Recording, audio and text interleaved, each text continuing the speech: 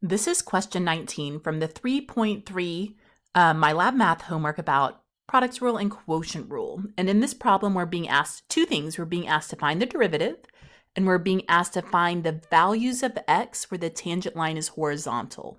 Okay, so let's start by finding f prime of x. When I look at my function here, I can see that my input x is going into two locations.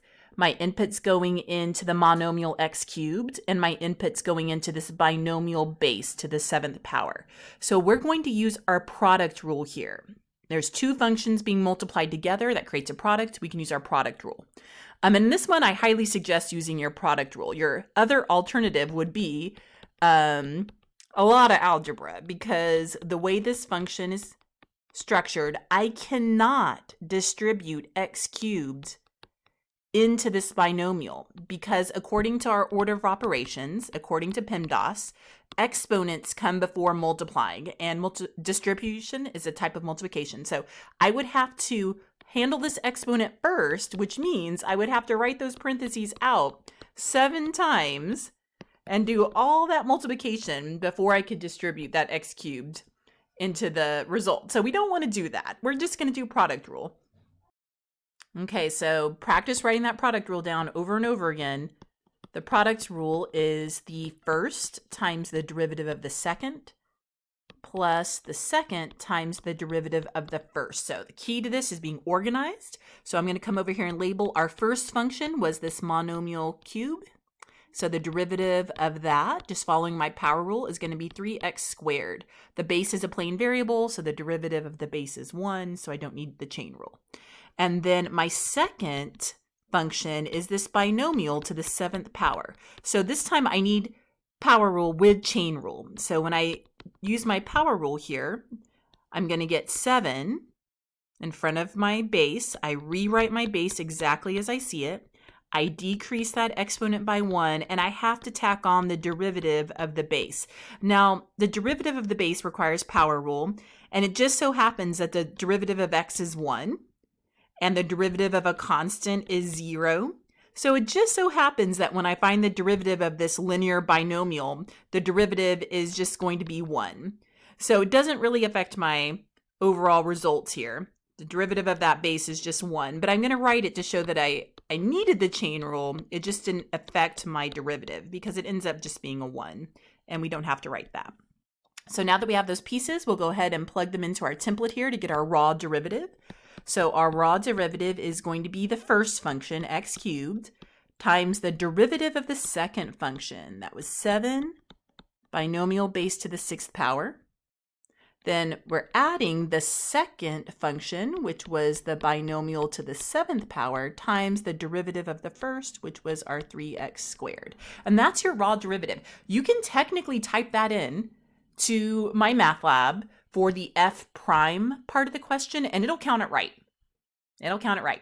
The problem is, then we're asked to find where the tangent line is horizontal. So remember, horizontal lines have a slope of 0. So what they're really asking you there is, where is my derivative equal to 0? And if you don't clean this derivative up, if you keep this raw derivative and then you try to set it equal to 0, that's a nightmare. So we got to clean this up a little bit. So I'm going to do the algebra to clean this up. So looking at my first terms here, there's really not much I can do except reorder the multiplication. So I'm going to put the 7 first, the x cubed second, and the binomial to the 6th power last. And then same thing in this next group. I'm just going to relocate. I'm going to reorder the multiplication. I'm going to put my monomial first and then my binomial to the 7th power second. And again, you can stop here and put this in my math lab for the f prime answer and you'll get it right. But we need to do one extra step because we know that we're going to have to set this equal to 0 to find where the tangent line is horizontal. And when we set a polynomial equal to 0, we can factor and use the 0 product principle. So we need to factor this expression by asking ourselves, is there a GCF that we can factor out of each of these groups? So I have this first group here, I have a second group here. Okay, well, 7 and 3, there's nothing I can factor out of 7 and 3. Those are both prime. Okay, but I have x cubed here.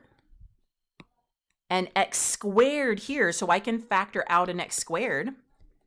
And I have the binomial base 6 times in the first group and 7 times in the second group. So I can factor out 6 of those binomial factors from each group. So when we do that, it's going to look like this. Okay, I'm going to factor out an x squared. I'm going to factor out 6 of the binomial factors. Let's see what gets left over. So in the first group, the 7 is going to stay put. I had x cubed. I had 3 factors of x, but I'm factoring out 2 of them. So that's just going to leave me 1 factor of x in there. And I had 6 of the binomial bases, and I factored out all 6 of them. So there's no binomial base left in that group. Okay, now I'm going to add the leftover from this second group here. Okay, so the 3 is going to stay put. The x squared got factored out. So that x squared's gone. And then I had 7 of the binomial bases. I factor out 6 of them. So that's going to leave 1 binomial base in there. And we don't write that understood exponent of 1 because it could look like a prime, like a derivative mark. So we're not going to write that. But here we go. We factored out the GCF. And now we just need to clean up what's left over there. So let's go ahead and do that. Oh, I'm not in my app. I tried to shrink that. I can't do that. So let's just, right below it. Okay, so if I go to clean this up, what am I going to have? I'm going to have x squared.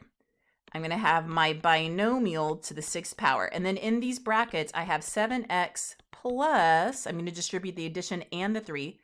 So if I'm adding 3 times x, I'm adding 3x. And then I'm adding 3 times a negative 10. It's going to be minus 30. And then we can clean that up a little more. There's some like terms in there that adds to 7. Let's see, that's going to 7x and 3x is going to add to 10x. So what I'm really going to get is this. Okay, I'm going to get that my derivative is x squared. Then I have my binomial to the 6th power. And then I have 10x minus 30. And technically I can factor a 10 GCF out of that group, but I don't need to do that because I'm just setting all this equal to 0. So I have 3 things multiplying to 0. And the zero product principle says one of those 3 things has to be a 0. So either x squared is equal to 0, and the only way that'll happen is if x is 0, right? 0 squared is 0. So that's 1 value of x that would make my tangent line horizontal. If I took that value of x and I plugged it into any of these forms of the derivative, the output would turn out to be 0, which means my tangent line would be horizontal at that x value. And then we'll just do that for the next one. If x minus 10 raised to the 6th power is going to be 0, that means my x minus 10 has to be 0. And what would make x minus 10 0? Well, x would have to be 10. 10 minus 10 is 0. So let me see if I can move this down a little bit here. Okay, so there x would have to be 10. So that's another value of 10. If x is 10, 10 minus 10 is 0, and then it doesn't matter what else I'm multiplying it by. If you multiply by 0, the whole result is 0, right? So, and again, I could plug 10 into any of these forms of the derivative, and the output should be 0. And then for our last group here, if 10x minus 30 is equal to 0, you just do some algebra, add 30 to both sides, divide by 10. That's going to end up giving you that your x value would be 3.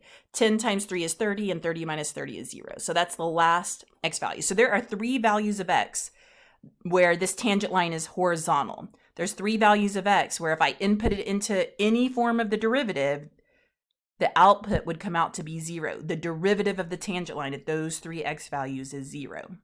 So again, if you were just asked to find f prime, you could put in the raw derivative, you could do any of the forms of the derivative and it'll count it right. But if you need to find where the tangent line is horizontal, you have to factor out that GCF. You have to factor the expression so you can use that zero product principle to find the values of x that make the output 0.